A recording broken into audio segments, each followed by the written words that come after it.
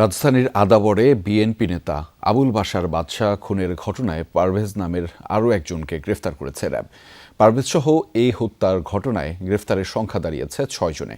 র্যাবের দাবি, পারভেজই বাদশাকে ছুরিকাঘাত করেছিল। এর আগে গ্রেফতার 5 জন হত্যার দায় স্বীকার করে 164 ধারায় জবানবন্দি দিয়েছে, যেখানে মূল অভিযুক্ত হিসেবে দায় স্বীকার করেছে রিপন।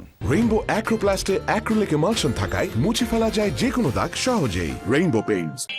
29 জুন ব্রাজিল জাপান ম্যাচে ব্রাজিলের জয় উদযাপনকে কেন্দ্র করে ঘটনার সূত্রপাত। বাগবিতণ্ডা থেকে সালিশি বৈঠক, সেই বৈঠকেই ধারালো অস্ত্রের আঘাতে খুন হন আদাবরের নবোদয় হাউজিং ইউনিট বিএনপির সাধারণ সম্পাদক আবুল বাশার।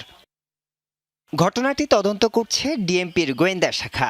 হত্যায় সরাসরি জড়িত থাকার অভিযোগে এর মধ্যেই রিপন নামের একজন সহ 4 জনকে ময়মনসিংহ থেকে গ্রেফতার করেছে সংস্থাটি। পুলিশের পাশাপাশি আসামিদের গ্রেফতারে অভিযানে নামে র্যাবও। শুক্রবার কিশোরগঞ্জ ও জামালপুর থেকে সুমন এবং শহীদকে গ্রেফতার করে র্যাব 2। আটককৃতদের দেয়া তথ্যের ভিত্তিতে শনিবার গ্রেফতার করা হয় অন্যতম আসামি পারভেজকে। এক ব্রিফিংয়ে র্যাব জানায়, পারভেজই এই হত্যাকাণ্ডের প্রধান অভিযুক্ত। গ্রেপ্তারকৃত সুমন ও শহীদ র্যাবের নিকট ও পরবর্তীতে বিজ্ঞ আদালতে 164 ধারায় জবানবন্দিতে নিহত বাশারকে পারভেজ ছুরিকাঘাত করে বলে স্বীকার করে। প্রাপ্ত তথ্যের ভিত্তিতে র্যাব 2 ও র্যাব 14 যৌথ আভিযানিক দল বিশেষ অভিযান পরিচালনা করে কিশোরগঞ্জ জেলার সদর থানা এলাকা হতে হত্যাকাণ্ডের 2 নম্বর আসামি এবং প্রধান অভিযুক্ত পারভেজকে অদ্য 5/7/2026 তারিখ ভোর 5 ঘটিকায় গ্রেপ্তার করে।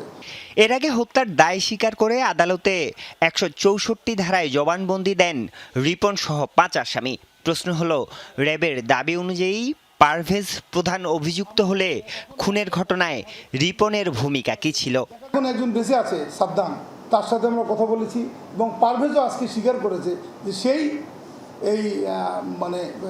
ছুরি দিয়ে আঘাতটা সেই করেছে। এ ঘটনার সাথে রাজনৈতিক সংশ্লিষ্টতা আছে কিনা তা তদন্তে উঠে আসবে বলে জানান র্যাব কর্মকর্তারা। অভিযুক্তরা স্থানীয় কিশোর গ্যাংয়ের সদস্য। তাদের বিরুদ্ধে এর আগেও নানা অপরাধের অভিযোগ আছে। আরিফুর রহমান সবুজ, যমুনা নিউজ, ঢাকা।